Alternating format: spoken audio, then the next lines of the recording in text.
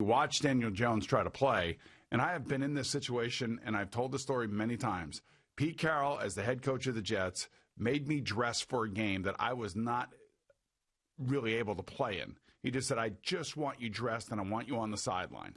And I said, okay, I'll get dressed, and I'll come on the sideline. What was your injury? I had a really bad high ankle sprain. Oh, those are nasty. I got hurt against the Chicago Bears on Thursday night. Okay. My man, remember Alonzo Spellman? Of course, yeah. He just twisted my ankle underneath the pile, much like a Maryland player did to the quarterback at Rutgers this weekend.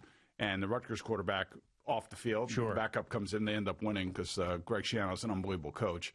But I had the same thing happen to me. So the next week we go to Cleveland. We lose. I didn't go on the trip.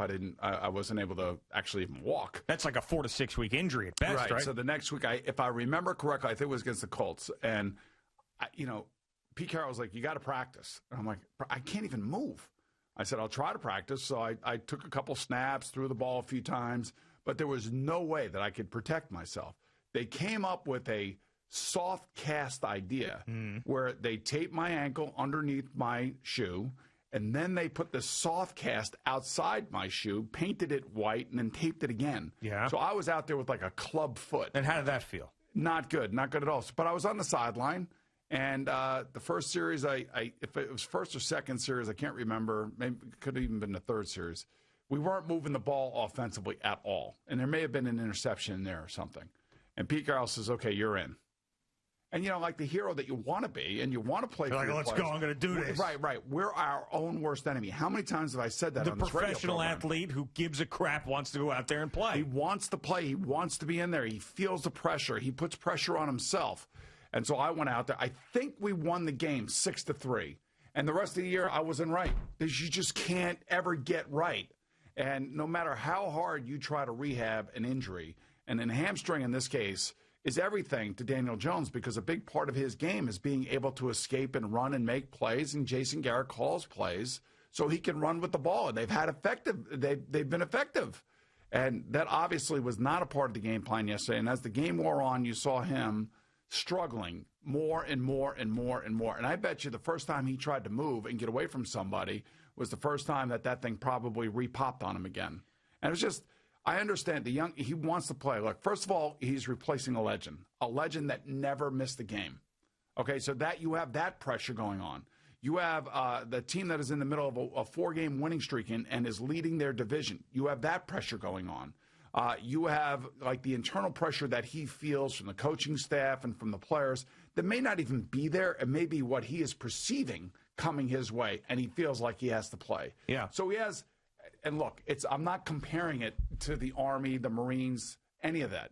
But he has a warrior mentality, meaning that he wants to be on the field and he'll put himself in peril to be on the field to lead his team. And it was obvious that it affected him in a major way yesterday. And it's not even so much that I thought that Colt McCoy was going to go in and beat the Cardinals. It was more about Daniel Jones getting another week to get right. Because even if you go into this game, you try your best with Colt McCoy and you lose the game, if you give Daniel Jones another week off, maybe when he comes back, he's actually healthy, as opposed to now, there could have been a setback with a muscle pull like he has with his hamstring. And who knows if he's going to look the same the rest of the year. Just like you said, he's not going to look right. And then you got Washington, who's just now all of a sudden looks like world beaters as they beat the Steelers. Then they go out on a short week and they beat the San Francisco 49ers. They got 2 defensive touchdowns. And Chase Young's, he looks like a monster out there. He doesn't even look human at times. He's so good and so athletic. Well, now we know why he was the second overall draft pick. Right, absolutely. And a guy who didn't play a lot at Ohio State, but everybody knew that he was going to be a great player. I mean, to me, basically, the Giants' only chance is the fact that Daniel Jones gets healthy and Alex Smith does not. And I hate to say that because I want to see Alex Smith healthy after everything he's gone through, but he strained a calf on his leg that went through all that trauma. So I don't know what he's going to be. And we know that Dwayne Haskins has been a complete and utter mess in his NFL career. So that's really the only shot that the Giants have. It's amazing. 2 weeks ago, or last week, I should say, we came in here Monday morning, and you had the Washington football team getting ready to play, I think, a Monday night game, right? Mm-hmm. And the Giants had just won and beat the Seattle Seahawks. Yeah, a Monday night game on the road against an undefeated Steeler team. Right, exactly. So, or a Tuesday night game, whatever. I think it was a Tuesday. No, it was Monday at 5. It was Monday at 5, that's right. So, here we are a week later. Washington wins, the Giants lose, but the Cowboys and the Eagles win. Now, we expected the Cowboys to win because they were playing in Cincinnati, and Andy Dalton played well, and their defense played well, especially in the first half. And then the Eagles somehow, some way, upset the number one seed, or going into the games yesterday, the number one seed New Orleans Saints, who are now leapfrogged by the Green Bay Packers, who obviously go in and do what they always do, beat Detroit. Total frauds. I mean, come on. Why are they frauds? They're still 10-3. Total frauds. I know exactly. They're playing with a backup quarterback too. Fraudulent. I know. First of all, they should be playing with Jameis Winston, and they're not. Their offense is an atrocity. They're down 17-0 in this game. Jalen Hurts, who's never played a full NFL game or started an NFL game in his life, is out there running for 100 yards, making throws down the field to God knows who, Jalen Reagor, and the worst offensive weapon you ever heard. That everybody goes, all right, fine, that's one guy. But, I mean, for crying out loud, all the stuff that was an excuse for Carson Wentz all of a sudden now is a positive for Jalen Hurts. Right, how about 4th and 2, Peterson goes for it, and Jalen Hurts finds Alshon Jeffrey for a touchdown. Yeah. And Jalen Hurts on that particular play, just gets, ran over like by a dump truck. And he gets up, and it's a touchdown, and it's all of a sudden there's new life in Philadelphia. And as they wake up this morning, and as the Dallas Cowboy fan wakes up this morning, and they see what's going on in Washington, the issues that they're going to have on offense, if you were on one of those two teams, do you think you still have a chance? Of course you do. Sure. Of course you do. I mean, especially, you look up at the top, the teams ahead of you. I mean, there's big problems there, too. All you got to do is get a home playoff game. Yeah, I mean, and especially in the NFC. I mean, I say it every single week. Now, I mean, the Green Bay Packers go on the road. There was new life, as you said, with Detroit as well, with the coaching change, and they hung in there, but they still won by 7. It was a division game. They're the best team in the NFC, in my mind, but still, there's no world beater in the NFC. I know your team lost yesterday, and I'm sorry for Dan Bailey. You can't kick field goals, can't kick extra points 2 weeks in a row now, where he has cost your team. He'll be on the firing line. And by the way, he has to be. You saw that John Gruden fired his defensive coordinator after the game yesterday, John Gunter. So maybe he'll hire Greg Williams. Who knows? Are they close, those two, do you know? We'll find out. Who knows? Oh, my goodness. Wouldn't that be something? Greg Williams gets a job right away. Yeah. But for the team that he helped win that game, that'd be incredible. Well, for the Giants, though, I mean, what I took away from that game was there's no way that Daniel Jones should have been on the field. Nope. Whose fault is that? It has to be the head coach, right? Well, it's partly Daniel's fault, too. I mean, he doesn't want to go into the coach's office and be. But we know that about the player. We say that all the time. So it's really about the coach to evaluate and say, no, you're not. You can't. And then how about it even at halftime? You're like, this guy can't do a damn thing. He might have been okay going into the game, or at least he might have been 90% going into the game. But it seemed to me like literally after the first series, he was back down to being 70 to 75%. And I don't care what you say, 70 to 75%, you can't protect yourself. You can't play right. You can't play with a clear head. You can't believe that you can take a shot or you can get away from anybody. And it's going to affect the way you play. It's just human nature. It's almost impossible to play a position that requires all the things that he is required to do with a hamstring, with an ankle. And I would only know that because I've gone through it myself. And if you win the game, you're a hero. Thanks for being out there. It's been awesome. But after the game, I'm like, Jesus, I had no chance in this game. Sure. I mean, I hate to say it, but it feels like the Giants are done this morning. It does. After all that and the winning streak and them having a stranglehold on first place, it feels like they're done. Now, looking at Washington, I got to see more out of Dallas and Philadelphia before I go crazy there. But looking at Washington, they're the better team right now, but I don't know what their quarterback situation is. Alex Smith, to me, would take them to that division title. Dwayne Haskins cannot. I mean, and you look at the Giants' schedule, you got the Browns, you got the Ravens on there still. So not good. Right, it's not good. They feel dead this morning. That dream of actually having a playoff game in New York, regardless of the record, and them winning the division and thinking maybe, just maybe, they can go on a run in an NFC that is not as strong as it has been the last couple of years and does not have a team in it like San Francisco or a defense in it like San Francisco last year. That dream feels dead this morning. Obviously, we know it's not completely dead, but it feels dead. Well, Hassan Reddick had a game for the ages yesterday.